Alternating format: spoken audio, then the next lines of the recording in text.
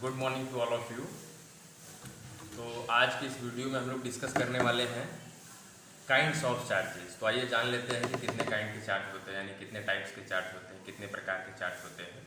ड्यूफे एक साइंटिस्ट का नाम था। ड्यूफे एक साइंटिस्ट का नाम था जिन्होंने कई सारे एक्सपेरिमेंट किए थे। उन्होंने तरह तरह के ऑब्जेक्ट को आपस में रब किया, जिससे फाइनली उन्होंने कंक्लूड किया कितने तरीके के चार्ज होते हैं। तो आइए जान लेते हैं कि क्या एक्सपेरिमेंट ड्यूफे ने किया था।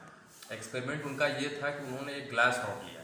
आप एज्यूम कर लीजिए जैसे हमारे पास ग्लास रॉड तो नहीं है, लेकिन हम लोग ये एज्यूम कर सकते हैं कि ये सपोज करिए आप ग्लास रॉड है, और इस ग्लास रॉड को क्या किया था उन्होंने, सिल्क क्लॉथ, जैसे आप एज्यूम कर लीजिए ये सिल्क क्लॉथ है, ठीक है। सिल्क क्लॉथ को उन्होंने ग्लास से रब करना शुरू। रब करने के बाद इस ग्लास को ऐसे उन्होंने रख दिया। उसके बाद फिर उन्होंने दूसरे ग्लास का रॉड लिया। क्या लिया? दूसरे ग्लास का रॉड लिया। तो दूसरे ग्लास का रॉड लेने के बाद इन्होंने इसको भी इसी सिल्क क्लॉथ पे रब किया। रब करने के बाद जब इन दोनों ग्लास को एक साथ नज़दीक लाया गया तो क्या देखा ड्यूफे ने? ड्यूफे ने ये देखा कि यह दोनों ग्लास एक दूसरे को रिपेल कर रहे थे। क्या कर रहे थे? रिपेल कर रहे थे। अच्छा, उसके बाद फिर उन्होंने एक्सपेरिमेंट को थोड़ा इंक्रीज किया। क्या एक्सपेरिमेंट को इंक्रीज किया उन्होंने? एबोनाइट रॉड लिया इस बार, या एम्बर रॉड जिसे कहते हैं। इस बार इन्होंने इसको फिर से जो है कि एम्बर रॉड या एबोनाइट रॉड लिया। एज्यूम कर लेते हैं कि ये आपका एबोनाइट रॉड है या एम्बर रॉड। इसको इन्होंने फिर से क्या किया? सिल्क से रब किया। सिल्क मतलब सिल्क क्लॉथ से रब किया। रब करने के बाद इस रॉड को इन्होंने ऐसे होल्ड कर लिया। होल्ड करने का मतलब ये आइसोलेटेड होना चाहिए, यानी कि चार्ज ट्रांसफर न हो सके। It means that charges should must be in static condition. उसके बाद फिर दूसरा एबोनाइट रॉड उन्होंने लिया, ठीक वही प्रोसेस अपनाया, इसी सिल्क क्लॉथ पर रब किया। रब करने के बाद दोनों रॉड को, एबोनाइट रॉड को फिर से पास मिलाया तो देखा उन्होंने फिर से क्या, दोनों एबोनाइट रॉड क्या कर रहे हैं? एक दूसरे को रिपेल कर, क्या कर रहे हैं? रिपेल कर रहे हैं। तो इससे ये पता चल रहा है कि दोनों एबोनाइट रॉड एक दूसरे को रिपेल कर रहे हैं। और इसके पहले वाला जो एक्सपेरिमेंट था, दोनों ग्लास रॉड भी एक दूसरे को रिपेल कर रहा है, लेकिन रब करने के बाद, यानी कि जब यह ग्लास और एबोनाइट रॉड चार्ज हो जा रहे हैं तब एक दूसरे को रिपेल करना शुरू कर रहे हैं। अच्छा, उसके बाद उन्होंने क्या किया कि एक रब किए हुए ग्लास को लिया और एक रब किए हुए एबोनाइट रॉड को लिया। लेने के बाद दोनों को जब करीब लाए, नज़दीक लाए, आपस में एक दूसरे के करीब किए, तो इन्होंने ये देखा कि दोनों एक दूसरे को अट्रैक्ट कर रहे थे। क्या कर रहे थे?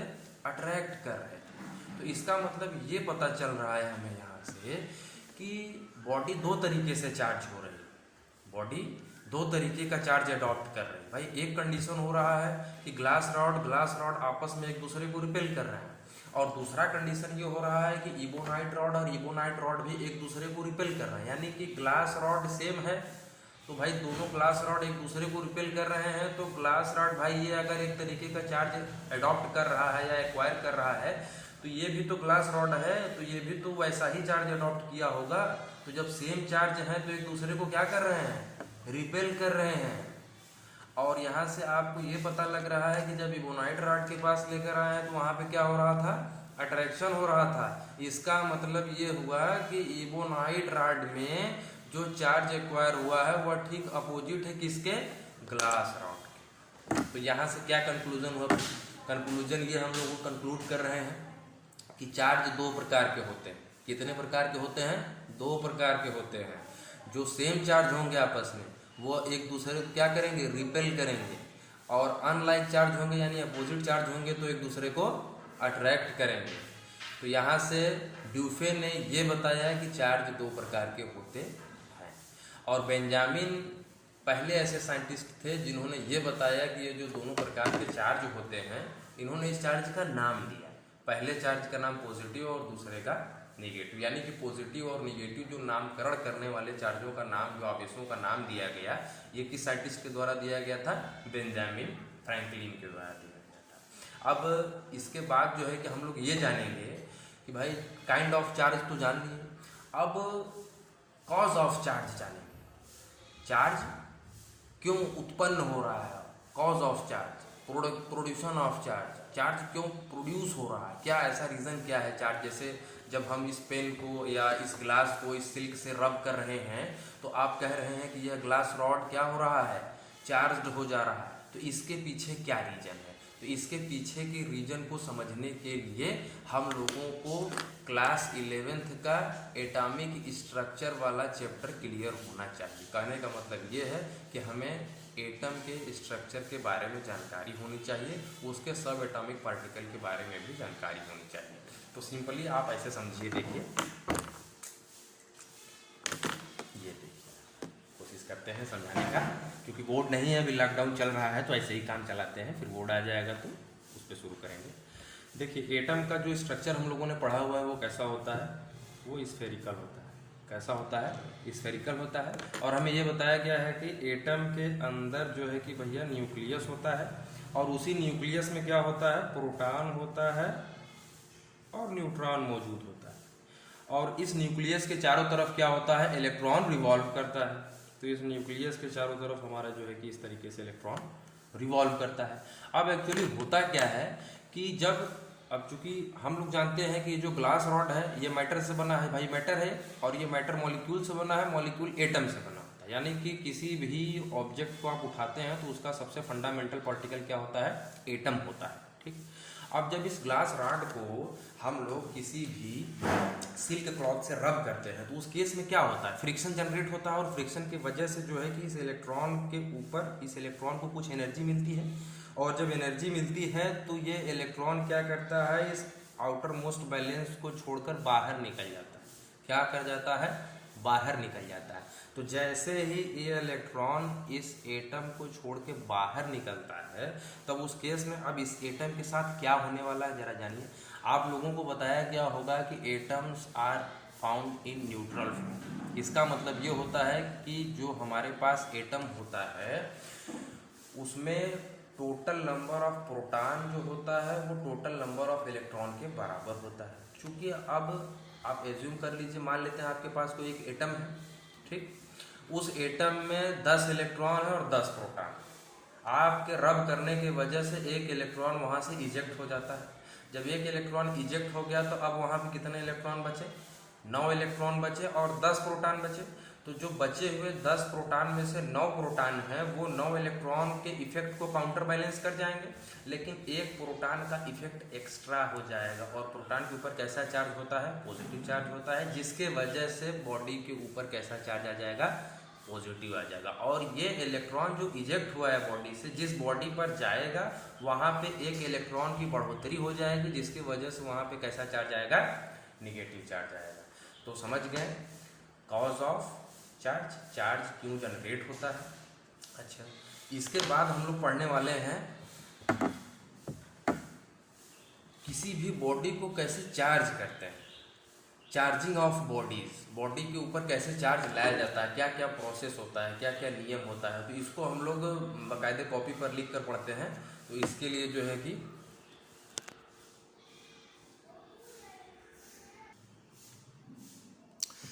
ये हमारा जो है कि बोर्ड के लिए काम करेगा, बोर्ड का काम करेगा। तो हमको अब क्या पढ़ना है कि जो हमारी बॉडी होती है वो कैसे चार्ज होती है। तो क्या लिखेंगे, हाउ बॉडी गेट्स चार्ज्ड। तो देखिए जो बॉडी, कोई भी बॉडी होती है वो 3 तरीके से चार्ज हो सकती है। उसमें जो पहला होता है वो आपका होता है चार्जिंग बाय फ्रिक्शन। जैसा कि आप लोग लगातार अभी तक शुरू तक पढ़ते आ रहे हैं, शुरू से ही पढ़ते आ रहे हैं कि जैसे अभी मैंने आपको पहले वीडियो में बताया था, कंघी को अपने हेयर से रब करने के बाद उसको आप कागज़ के टुकड़े के पास लेकर जा रहे हैं तो उसको अट्रैक्ट करने लग रहा है। ग्लास रॉड को आप सिल्क क्लॉथ से रगड़ रहे हैं या रब कर रहे हैं तो वो भी चार्ज हो जा रहा है। तो यहाँ पे क्या हो रहा है, घर्षण ही हो रहा है, फ्रिक्शन हो रहा है दोनों के बीच में, यानी कि आपके ग्लास रॉड और सिल्क क्लॉथ के बीच में घर्षण हो रहा है, जिसकी वजह से दोनों बॉडी क्या हो रही हैं, चार्ज हो जा रही हैं। तो पहला तो प्रोसेस ये हुआ चार्जिंग बाय फ्रिक्शन। दूसरा प्रोसेस होता है charging by conduction, charging by conduction. और तीसरा आपका जो प्रोसेस होता है वो होता है चार्जिंग बाय इंडक्शन, इन दोनों में डिफरेंस क्या होता है ये हम लोग जान लेते हैं। चार्जिंग बाय कंडक्शन में क्या होता है कि जब किसी बॉडी को आप चार्ज कर लेते हैं विथ एक्चुअल कंटेक्ट। अब इसका मतलब समझिए, एक्चुअल कंटेक्ट का मतलब क्या हुआ। आप एज्यूम करिए कि आपके पास कोई एक ग्लास है, ग्लास रॉड है, जो कि कैसा चार्ज है, पॉजिटिवली चार्ज्ड। कैसा चार्ज है, पॉजिटिवली चार्ज्ड। और इसके बगल में आप जो है कि कोई दूसरी बॉडी लेकर आते हैं। क्या करते हैं, कोई दूसरी बॉडी लेकर आते हैं और इस बॉडी को ध्यान रखिए कि ये कहाँ रखा होना चाहिए, किसी आइसोलेटेड बॉक्स पर रखा होना चाहिए या कोई लकड़ी का गत्ता हो जहाँ से कि चार्ज क्या हो, ट्रांसफ़र ना हो सके या कंडक्ट ना हो सके। तो जब इस रॉड को आप इस बॉडी से टच करा देते हैं, कंडक्शन तभी होगा जब ये बॉडी इससे टच होगी। तो जैसे ही ये इससे टच होती है तो अब देखिए इसके अंदर का प्रोसेस क्या होता है। इधर आइए दूसरे फिगर में। अब इस रॉड को हम लोग क्या कर रहे हैं, इससे टच करा दे रहे हैं। तो जैसे ही इसको हम लोग टच कराएंगे तो अब क्या होने वाला है, तो जब टच कराएंगे तो भाई हम लोग जानते हैं कि ये जो बॉडी है ये मैटर से बना है और मैटर मॉलिक्यूल से बना है, मॉलिक्यूल एटम से बना है। तो कहने का मतलब ये है कि चूंकि ये न्यूट्रल फॉर्म में था तो इसके अंदर भाई पहले से कुछ ना कुछ चार्ज रहा होगा, लेकिन नंबर ऑफ प्रोटॉन की संख्या नंबर ऑफ इलेक्ट्रॉन के बराबर होने के वजह से इस पर कोई चार्ज हमको दिख नहीं रहा था। लेकिन जब ये पॉजिटिव चार्ज हम लोग जैसे ही या पॉजिटिवली चार्ज या निगेटिवली चार्ज रॉड इसके पास लेकर आते हैं तब उस केस में क्या होता है कि कुछ चार्ज कंडक्ट होकर इस बॉडी में आ जाता है। तो जो चार्ज बाय कंडक्शन इस बॉडी में आ जाता है तो अब क्या होगा कि इसमें पॉजिटिव चार्ज की संख्या बढ़ जाएगी। जब पॉजिटिव चार्ज की संख्या बढ़ेगी तो भाई इस बॉडी के ऊपर कैसे चार्ज आ जाएंगे, पॉजिटिव चार्ज आ जाएंगे। तो ध्यान देने वाली बात यह है कि ये बॉडी तो चार्ज हो रही है लेकिन यहाँ पे एक्चुअल कंटेक्ट हो रहा है। चार्ज्ड बॉडी का हम लोग किसी भी चार्ज्ड बॉडी का एक्चुअल कंटेक्ट करवा रहे हैं इस बॉडी से, तब जाके यह बॉडी चार्ज हो रही है। ठीक है, तीसरा प्रोसेस क्या है हमारा, चार्जिंग बाय इंडक्शन। इस केस में क्या होता है कि जो हमारी बॉडी होती है वो चार्ज हो जाती है किसी दूसरे बॉडी के बिना कांटेक्ट में आए ही। इसका ये देखिए बेसिक डिफरेंस है, ध्यान से सुनिएगा।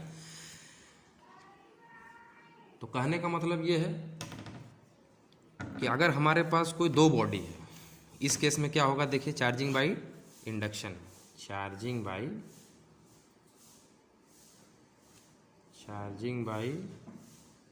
इंडक्शन में। तो चार्जिंग बाय इंडक्शन में एज्यूम करिए, देखिए हमारे पास मान लेते हैं कि जो है कि कोई एक पॉजिटिवली चार्ज्ड रॉड है और कोई दूसरा बॉडी है जो कि कैसा है, अभी अनचार्ज्ड है। ठीक है, इस बॉडी को हम लोग क्या कर रहे हैं, इसे नाम दे देते हैं बॉडी ए, इसका नाम है, और इस बॉडी का क्या नाम है, बॉडी बी। अब इस रॉड को हम लोग जब इसके पास लेकर आएंगे तो क्या होगा इस बॉडी के साथ, देखिए क्योंकि हम लोग जानते हैं कि इस बॉडी के अंदर भाई नंबर ऑफ पॉजिटिव चार्ज और नंबर ऑफ निगेटिव चार्ज बराबर है। कहने का मतलब दूसरे शब्दों में प्रोटॉन की संख्या इलेक्ट्रॉन के बराबर है, जिसके वजह से ये बॉडी न्यूट्रल फॉर्म में है। कहने का मतलब ये है कि इस बॉडी के ऊपर कोई भी चार्ज अभी नहीं है। जैसे ही इस रॉड को हम लोग इसके पास लेकर आते हैं, लेकिन ध्यान ये रखना है कि इस बॉडी को इस बॉडी से टच नहीं कराना, इसके सरफेस से दूर ही रखना है। ठीक है, तो जब इस बॉडी को इसके पास लेकर आएंगे तो देखिए फिगर कैसा हो जाएगा।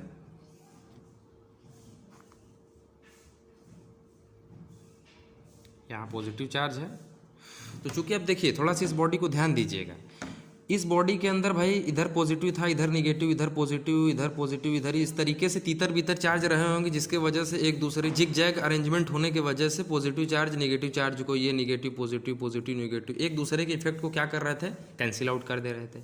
लेकिन जैसे ही इस रॉड को यानी कि पॉजिटिवली चार्ज रॉड आप इस बॉडी के पास में लेकर आते हैं तो उस केस में क्या होता है कि जो इस बॉडी के अंदर निगेटिव चार्ज होंगे, कैसे चार्ज होंगे, जो निगेटिव चार्ज होंगे वो किधर अट्रैक्ट होंगे, इस पॉजिटिवली चार्ज्ड रॉड की तरफ अट्रैक्ट होंगे। क्यों? क्योंकि हम लोग जानते हैं कि unlike charges attract each other, यानी कि इस बॉडी के अंदर जो निगेटिव चार्ज होंगे वो इस साइड के तरफ झुकना शुरू हो जाएंगे, यानी कि वो इधर आ जाएंगे इस सरफेस के तरफ। और इस बॉडी के अंदर जो पॉजिटिवली चार्ज होंगे वो भाई पॉजिटिव चार्ज जो होंगे वो इस चार्ज से कहाँ भागेंगे, दूर भागेंगे। क्यों दूर भागेंगे? क्योंकि सेम चार्ज है। तो पॉजिटिव चार्ज हम लोगों ने अभी क्या पढ़ा था, बेंजामिन ड्यूफे ने हम लोगों को क्या बताया था, ड्यूफे ने हम लोगों को ये बताया था कि अगर लाइक चार्ज होंगे तो वहाँ पे क्या होगा, रिपल्सन होगा। तो इसका मतलब ये होगा कि जो पॉजिटिव चार्ज होंगे वो भाई दूर भागेंगे। तो दूर तो भागेंगे लेकिन भाग के एयर में तो जा नहीं सकते हैं। क्यों? एयर में तो जा नहीं सकते हैं। तो जब एयर में नहीं जाएंगे तो क्या इस बॉडी के सरफेस पे आके यहाँ पे रुके रहेंगे। अब इसके बाद हम लोग क्या करेंगे कि आप देख सकते हैं कि इस बॉडी के ऊपर क्या है, एक तरफ निगेटिव चार्ज आ गया और एक तरफ पॉजिटिव चार्ज आ गया। अब भाई ये फिनोमिना तो तभी तक रहेगा जब तक ये रॉड जो है इस बॉडी के पास रहेगा। जैसे ही आप इस रॉड को हटाएंगे फिर से ये चार्ज एक दूसरे को काउंटर बैलेंस कर जाएंगे और ये बॉडी क्या हो जाएगी, अनचार्ज हो जाएगी। लेकिन अगर आप इस स्थिति को बनाए रखना चाहते हैं, यानी कि इस बॉडी को कंप्लीटली चार्ज रखना चाहते हैं, तो आपको क्या करना पड़ेगा, इसी स्थिति में इस बॉडी को अर्थ करना होगा। क्या देना होगा, अर्थ देना होगा। यानी कि एक वायर से हम लोग क्या करेंगे, इस बॉडी को अर्थ से जोड़ देंगे। जैसे ही जोड़ेंगे, हम लोग जानते हैं कि भाई जो अर्थ होता है उसमें इलेक्ट्रॉनों का क्या है, भंडार होता है, इलेक्ट्रॉनों का भंडार होता है। तो ये इलेक्ट्रॉन क्या होंगे, इधर से आएंगे, यहाँ से पहुँचकर इस बॉडी के अंदर जाएंगे और जितने पॉजिटिव चार्ज होंगे सबको क्या कर देंगे, न्यूट्रलाइज कर देंगे। एक इलेक्ट्रॉन आएगा, एक प्रोटॉन को न्यूट्रलाइज करेगा, एक इलेक्ट्रॉन आएगा, एक पॉजिटिव चार्ज को न्यूट्रलाइज करेगा, फिर एक इलेक्ट्रॉन आएगा। भाई बहुत इलेक्ट्रॉन अर्थ के अंदर है, तो ये सब क्या कर देंगे, धीरे धीरे धीरे धीरे धीरे धीरे धीरे धीरे इस पॉजिटिव चार्ज, जितने पॉजिटिव चार्ज हैं सबको क्या कर देंगे, काउंटर बैलेंस कर देंगे। तो अब ये जो नया फिगर हम लोगों के पास आने वाला है यहाँ से, वो क्या हो जाएगा, इस बॉडी का, ये हमारा पॉजिटिवली चार्ज रॉड है और ये हमारी बॉडी थी, ठीक है। अब ये अर्थ हम लोग हटा लेंगे, ये जो हमारा अर्थ का कनेक्शन है इसे हम लोग यहाँ से हटा लेंगे। तो जैसे ही हटाएंगे तो अब ये निगेटिव चार्ज यहाँ पे ऐसे अपीयर दिखेगा। तो अब कहने का मतलब ये है कि अब हम लोग क्या करेंगे कि इस ग्लास रॉड को यहाँ से रिप्लेस कर देंगे। तो जब रिप्लेस करेंगे तो ये जो निगेटिव चार्ज है ये पूरा बॉडी के ऊपर क्या हो जाएगा, अपीयर हो जाएगा। यानी कि बॉडी के सरफेस के ऊपर अब जो फिगर होगा, देखिए क्या आएगा, ये ऐसा हो जाएगा, इधर negative negative negative negative negative. यानी कि ये बॉडी कैसे चार्ज हुई, आपने क्या किया था, एक ग्लास रॉड लिया था, वो पॉजिटिवली चार्ज था, लेकिन आपने ध्यान दिया उस ग्लास रॉड को आपने इस बॉडी से टच नहीं कराया, लेकिन आप देख सकते हैं कि यह बॉडी क्या हो गई, चार्ज हो गई। तो आप इसे लिखेंगे कैसे, लिखने का प्रोसेस क्या होगा, एग्जाम में आप ऐसे लिखेंगे, एग्जाम में आप इसे कैसे लिखेंगे, एग्जाम में आप इसे ऐसे लिखेंगे, a charged body a imparts to another body B some charge of opposite sign without any actual contact between A and B। यानी कि यहाँ पर ये जो बॉडी आपकी, ये जो B, इसका नाम आपने रखा हुआ था, जैसा कि आप देख सकते हैं यहाँ पर, आप इस बॉडी का नाम क्या रखे थे, B थे। ये कह रहे हैं कि जो बॉडी A है वो बॉडी B को कुछ एक्चुअल चार्ज इम्पार्ट कर रहा है, लेकिन बॉडी ए बॉडी बी को टच नहीं कर रही है। और इसी चार्जिंग के प्रोसेस को क्या कहते हैं, चार्जिंग बाय इंडक्शन कहते हैं। आज के लिए इतना काफ़ी है। दूसरे वीडियो में हम लोग मिलेंगे प्रॉपर्टीज़ ऑफ चार्ज, यानी कि चार्ज जैसे क्वांटाइजेशन ऑफ चार्ज हुआ और भी उसके आगे कुछ है, यानी कि क्या प्रॉपर्टीज़ है चार्ज के, वो हम लोग डील करेंगे, तो वो दूसरे वीडियो में।